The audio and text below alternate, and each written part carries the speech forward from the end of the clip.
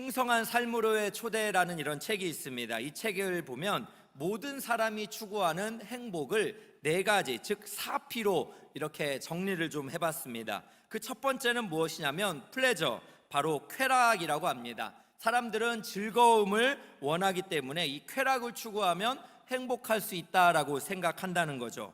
두 번째는 프리스티지라고 해서 명예를 이야기하고 있습니다. 누구나 다 사람들에게 인정을 받으면 내가 행복하다 이런 생각을 한다는 거죠. 세 번째는 파워, 권력입니다. 내가 남들을 지배하는 높은 위치에 올라가면 나는 참 행복할 거야 라고 생각한다는 것입니다. 네 번째는 프로퍼티입니다. 재산입니다. 우리 자본주의 사회에서는 돈만 있으면 또 쾌락도 명예도 또 권력도 얻을 수 있다라고 생각한다라는 것입니다. 여러분 어떻습니까? 이렇게 쾌락, 명예, 권력, 재산 이것 때문에 행복하십니까? 아니면 이 중에 하나가 없어서 너무나 나는 불행하다라고 생각하고 계십니까? 여러분 이 땅을 살아가는 우리는 이 행복이라는 것에 한계를 많이 가지고 있음을 느끼게 됩니다. 이전에 독일의 정치가 비스마르크는 우리 인생에서 행복한 순간은 24시간이 넘지 않을 것이다 이런 말을 했어요. 우리가 인생에서 행복한 그 순간은 24시간이 안 될 거다 이런 말을 한 겁니다. 또 여러분 우리가 잘 알고 있는 철학자 괴테는 인생을 통틀어 정말 즐거운 시간은 4주도 안 된다 이런 표현을 했습니다. 우리가 8, 90의 인생을 살면서 진짜 즐거운 시간은 4주도 안 된다라는 것입니다. 여러분 우리도 많이 느끼죠. 이 행복한 순간은 너무 짧다라는 생각이 많이 듭니다. 우리나라는 어떻습니까? 2021년에 OECD 국가 중에서 어린이 청소년 행복 지수에서 우리 대한민국은 22개국 중에서 22위였습니다. 행복 지수가 꼴등이었다라는 것을 볼 때 우리 어린이 청소년 행복하다고 말할 수 없다라는 거죠. 또 우리의 청년들이나 장년 세대는 어떠합니까? 정말 하루하루가 행복합니까? OECD 국가 중에 자살률이 1위가 되고 있다는 것을 보면 우리의 현실이 그렇게 쉽지는 않구나라는 생각이 듭니다. 여러분 정말 그러면 행복한 사람은 누구일까요? 성경을 살펴보니까 유일하게 개역 개정에서 이스라엘아 너는 행복한 사람이로다 라고 말씀하면서 이스라엘 공동체, 즉 신약의 교회 공동체가 하나님께서 인정하시는 유일한 행복한 사람이다 라고 말씀하고 있습니다. 그렇다면 여러분 하나님의 사랑을 받은 우리 예수 안에서의 공동체가 이러한 행복을 누리며 살아야 되는데 왜 우리는 행복하지 않다라고 생각하고 있는가요? 우리가 생각하는 행복에 대한 관점이 잘못된 것은 아닌지 오늘 귀한 말씀을 통해서 행복을 대한 예수 믿으면 행복한 두 가지를 좀 생각해 보면 좋겠습니다. 첫 번째는 우리는 하나님의 은혜로 구원을 받았다라는 것입니다. 여러분 천국보다 아름다운이라는 드라마가 이렇게 방영이 되고 있습니다. 저도 우연히 이렇게 잠깐 보게 되었는데요. 기독교적인 내용이 아니어서 추천은 안 하는데 그 중에 참 어떤 내용들이 좀 있냐면 이 80대의 김혜자 씨와 30대의 손석구 씨가 원래 이 땅에서는 부부였어요. 그런데 천국에서 만나서는 80대 30대로 이렇게 부부 생활을 해요. 왜냐하면 손석구 씨는 리즈 시절로 갔고 김혜자 씨는 80대에 손석구가 죽으면서 당신은 지금이 가장 아름다워 해가지고 본인은 80대로 그렇게 천국에 갔다라는 이런 이야기입니다. 물론 말도 안 되고 근거도 없는 이야기입니다. 그런데 이 드라마를 보면서 무슨 생각이 참 인상 깊었냐면 이제 이들이 천국행 열차를 타고 이렇게 천국을 향해 가면서 어느 역에 딱 멈췄습니다. 그 역은 지옥행이에요. 그래서 문이 딱 열리면서 알 수 없는 검은 정체가 이렇게 지옥에서 내릴 사람들을 갑자기 일어나게 하면서 빼내가기 시작합니다. 그 중에서 한 젊은 부부가 있었는데 경제적인 빈곤 때문에 어린 딸과 함께 동반 자살을 했던 것 같아요. 그러면서 이 부모가 그렇게 지옥역에 내리게 되는데 화면 한번 보여주시면 되겠네요. 이렇게 참 가족이 이별하면서 굉장히 안타까워하는 그런 모습을 이렇게 살펴보게 되었습니다. 그러면서 이런 생각이 들더라고요. 결국 이 드라마의 한계는 결국 이 땅에서 착한 일, 선행을 많이 한 사람이 천국에 가고 결국에는 죄의 무게를 다루었을 때 죄의 무게가 많은 사람은 지옥에 간다라는 그런 내용을 설정할 수밖에 없었다라는 생각이 들었습니다. 그렇다면 나는 어떨까라는 생각을 좀 한번 해보게 되었는데요. 이전에 저희가 중고등부를 다닐 때는 여름에 철로역정이라는 프로그램을 교회에서 했습니다. 한 10가지 정도 코스를 정해놓고 선생님들이 우리에게 뭔가를 시키고 또 뭔가 쪽지를 막 나눠줘요. 이런 그 철로역정 코스가 교회마다 있었던 걸로 생각을 하는데요. 제가 최근에 만난 한 집사님이 본인도 철로역정을 했대요. 그래서 끄터리에 어디를 갔냐면 그가 301호를 이렇게 들어가게 됐는데 그 301호는 굉장히 컴컴하고 여름인데 에어컨도 안 나오는 더워서 죽을 뻔한 공간이었다고 합니다. 어디입니까? 네, 지옥에 이렇게 갔다라고 합니다. 그러면서 화가 났던 것은 나중에 101호를 갔던 사람이 천국행이었는데 그들은 아주 환한 빛 가운데서 그렇게 에어컨도 빵빵 나오는 시원한 게 있다가 맛있는 거 먹다가 나왔다라는 이야기를 들었습니다. 저도 이 이야기를 들으면서 얼마나 저의 어린 시절이 생각나던지요. 저도 이 철로 역정을 했었는데 여러분, 저는 천국 갔을 것 같습니까? 지옥 갔을 것 같습니까? 왜 이렇게 믿음이 없으세요? 네, 왜 저를 보면서 지금 왜 그런 생각을 하시는 거예요 지금? 네, 저도 우리 참 청소년 시절에 이런 프로그램을 참여를 해서 마지막에 이렇게 같이 본당에서 모였습니다. 아직도 그때가 기억이 나는데요. 제 주변에 대부분 다 있었고 제 친구만, 좀 신실하게 보이는 친구만 저쪽 건너편에 있었는데 한 5명 모여 있었어요. 당연히 나를 봐서도, 이거 너무 교만한가?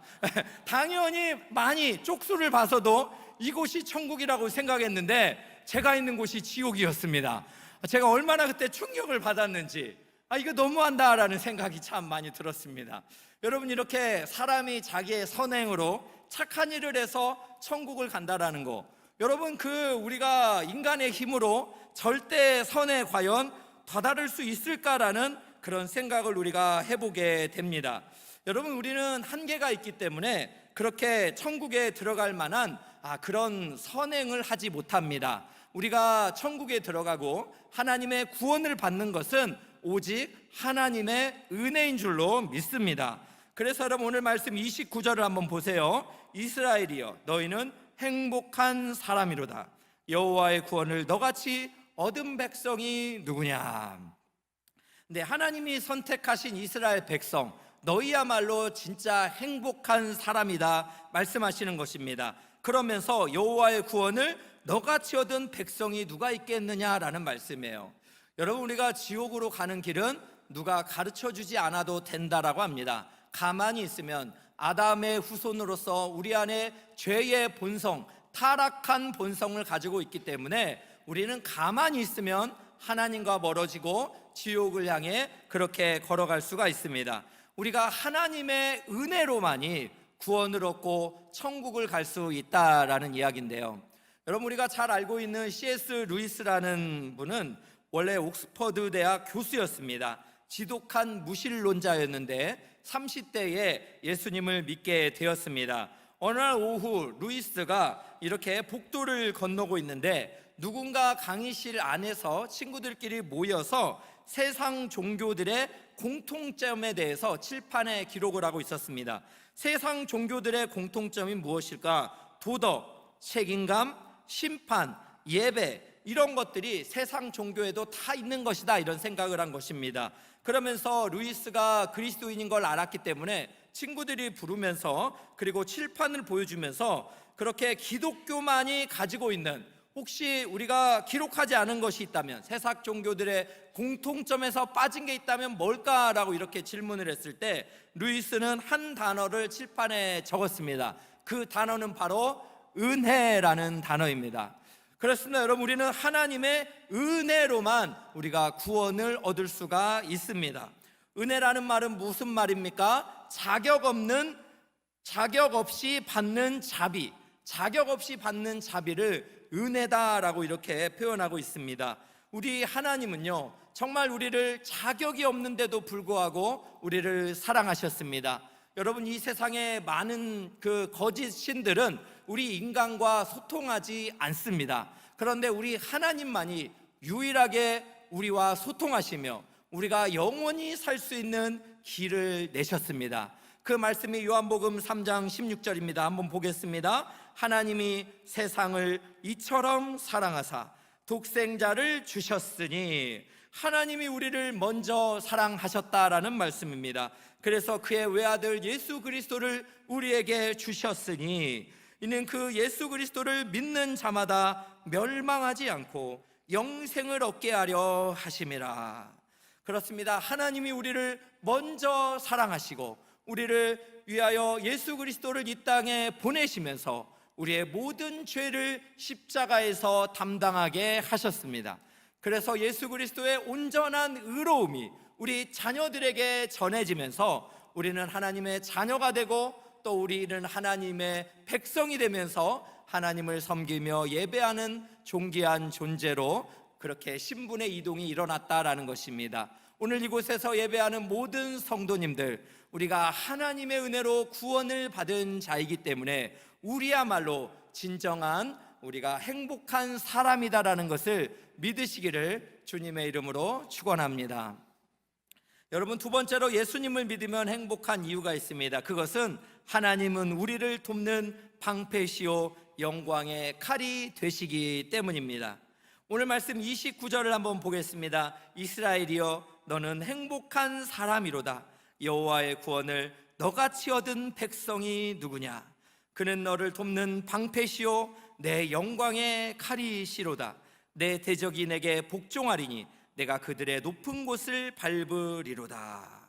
우리는 행복한 사람들이에요. 하나님께 구원을 받은 백성이고 또 이 땅을 우리가 살아갈 때 하나님이 지금 우리를 향해 뭐라 말씀하십니까? 하나님은 너희를 돕는 방패가 되신다 말씀합니다. 우리를 도우시는 방패가 된다라는 말씀 안에서 하나님은 우리의 보호자가 되셔서 우리의 인생길을 함께 하시고 우리를 사망의 음침한 골짜기에서도 우리를 도우시고 안위하신다라는 것을 믿으시기를 바랍니다. 또한 두 번째로 하나님은 우리의 영광의 칼이 되신다 말씀하십니다. 칼이라는 것은 공격무기 아닙니까? 하나님은 우리의 대적을 향해서 우리와 함께 우리를 대신하여 싸워주시는 공격자가 되어주신다라는 말씀입니다. 여러분, 그렇습니다. 성경을 살펴보면 하나님은 우리의 아버지가 되십니다. 그리고 우리 예수 그리스도를 믿는 자는 하나님의 자녀가 되었다라고 우리에게 말씀하십니다. 하나님은 우리의 인생길을 돌보시고 우리가 어려운 가운데 있을 때 우리와 함께 대적들과 싸워주시는 분이십니다. 그 하나님이 우리의 아버지가 되신다는 것을 믿는다면 이 땅에서 살아가면서 우리가 염려는 우리의 것이 아니다라는 거예요. 이 염려라는 것은 내일이가 주어가 돼서 내일이가 염려할 것이요 라고 말씀하고 있습니다. 그래서 예수님은 우리에게 뭐라 하시냐면 마태복음 6장 26절에 이렇게 말합니다. 공중의 새를 보라. 심지도 않고 거두지도 않고 창고에 모아 들이지도 아니하되 너희의 하늘 아버지께서 기르시나니 너희는 이것들보다 귀하지 아니하냐. 공중에 나는 새 작은 미물이라도 하나님께서 기르신다는 거예요. 하물며 우리의 아버지가 되시는 하나님 아버지는 왜 우리를 돌보고 귀하게 여기지 않겠느냐, 이렇게 말씀하시는 것입니다. 여러분, 하나님이 우리의 아버지가 되시고 우리를 기르시고 돌보신다라는 것을 생각해 본다면 우리의 염려를 다 우리 하나님께 맡기시기를 축복합니다. 저는 오늘 말씀을 이렇게 준비를 하면서 참 황가람 씨가 생각이 났습니다. 최근에 국민 위로성이라고 이렇게 하는데요, 나는 반딧불이라는 이런 노래가 있습니다.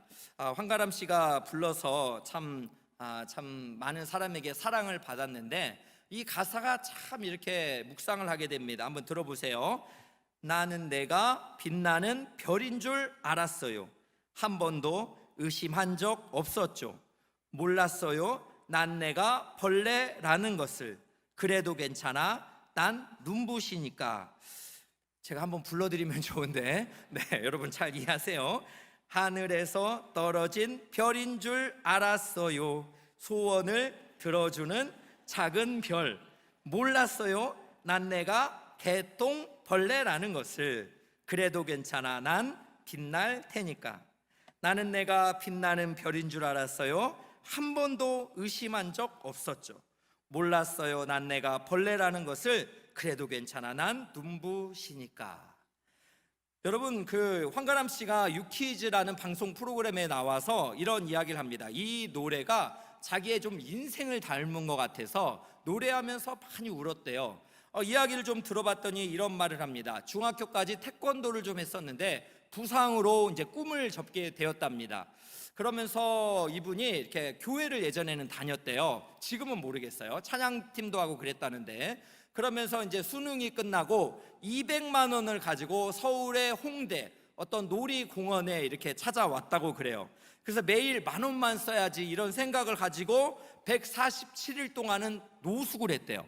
여러분, 노숙한다는 게 쉽지 않습니다. 한국에서 147일을 노숙하면서 살았는데 그 힘든 시절을 보내면서 자신의 인생에 아무 일도 일어나지 않는 현실이 너무나 아팠다라고 합니다. 그래서 어느 날은 자신이 정말 벌레 같다라는 생각이 들었다고 해요. 이 노래에서 여러분 개똥벌레가 나오는데 사실 이 반딧불이와 개똥벌레가 같은 곤충이에요. 여러분, 이렇게 반딧불이 빛이 이렇게 나잖아요. 그러면서 이 노래를 만나기 전에는 자신이 진짜 개, 똥, 벌레, 이렇게 벌레 중에서도 상벌레다 이런 생각을 좀 했다라고 합니다. 자존감이 완전히 무너진 거죠. 그러면서 이 노래를 부르면서 그러나 괜찮아 나는 빛날 테니까 이런 노래를 이렇게 하는 거예요. 이분이 참 이 방송에서 사회자가 이제 묻습니다. 과거에 이 자신에게 오늘 한마디 한다면 뭐라 말해주겠습니까? 이렇게 물으니까 황가람 씨가 이렇게 말했습니다. 말하기 전에 막 우열을 하더라고요. 과거가 생각나서. 그러면서 이렇게 말합니다. 너무 오래 걸리니까 한 번만에 잘 되려고 하지 말고 너무 가치 있는 일은 빨리 되지 않으니까 더 열심히 하면 좋겠다. 그러니까 너무 오래 걸리니까 한 번에 단숨에가 아니라 참 가치 있는 일이 정말 오래 걸리니까 잘 견디고 버티면 좋겠다, 이런 이야기입니다.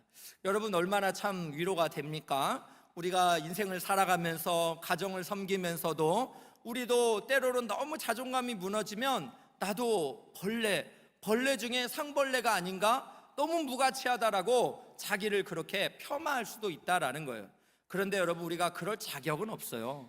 우리는 하나님의 형상으로 지음받은 하나님의 존귀한 자녀이기 때문에 그렇습니다.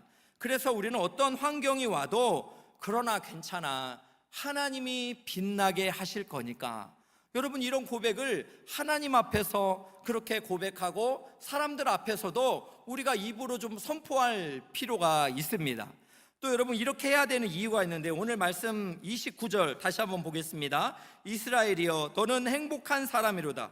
여호와의 구원을 너같이 얻은 백성이 누구냐? 그는 너를 돕는 방패시오 내 영광의 칼이시로다. 마지막입니다. 내 대적이 내게 복종하리니 내가 그들의 높은 곳을 밟으리로다.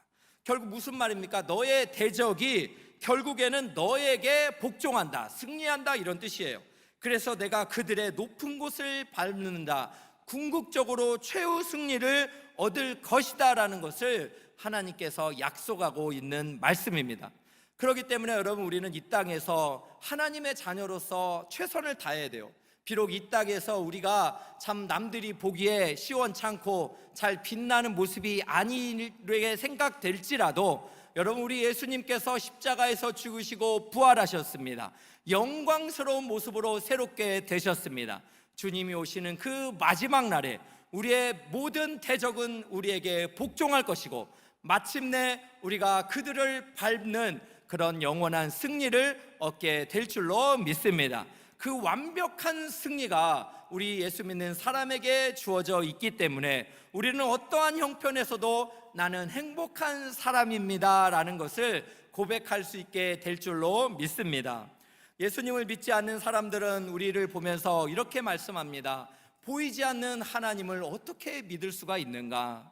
저는 반대로 예수를 믿는 사람들은 이렇게 고백합니다. 이렇게 어렵고 힘든 세상에 하나님을 믿지 않고 어떻게 인생을 살아갈 수 있을까? 오늘 예배하는 모든 분들이 하나님을 믿기로 결단하는 은혜가 있기를 축복합니다. 특별히 5월은 우리가 온가족 주일로 함께 오늘 드립니다. 5월 한 돌 동안 우리가 가정 예배를 드리도록 캠페인을 했는데요. 그 가정 예배는 오직 우리의 가정은 그리스도가 주인 되신다라는 것을 고백하는 시간이었습니다. 여러분, 이 참 중요한 고백은 여호수아서 24장 14절 15절에 있습니다. 여호수아가 가나안 정복 전쟁을 하면서 마침내 하나님이 주셨던 그 은혜를 경험하고 이스라엘 백성들로 하여금 선택하라고 결단을 촉구하고 있습니다. 말씀 보겠습니다. 14절입니다. 그러므로 이제는 여호와를 경외하며 온전함과 진실함으로 그를 섬기라. 너희의 조상들이 각 저쪽과 애굽에서 섬기던 신을 치워버리고 여호와만 섬기라.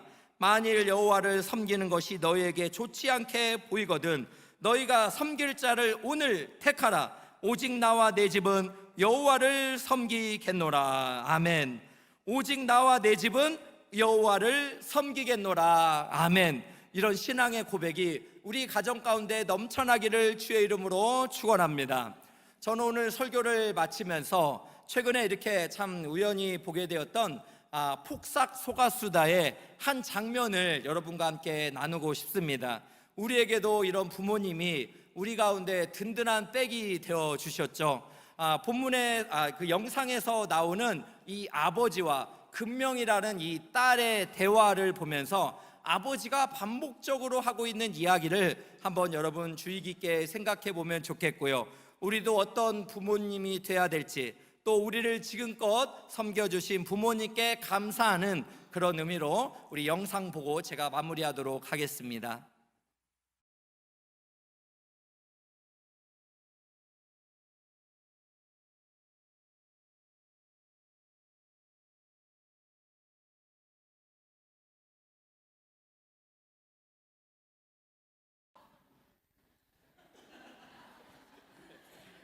네, 참 많이들 사랑받은 드라마인데요.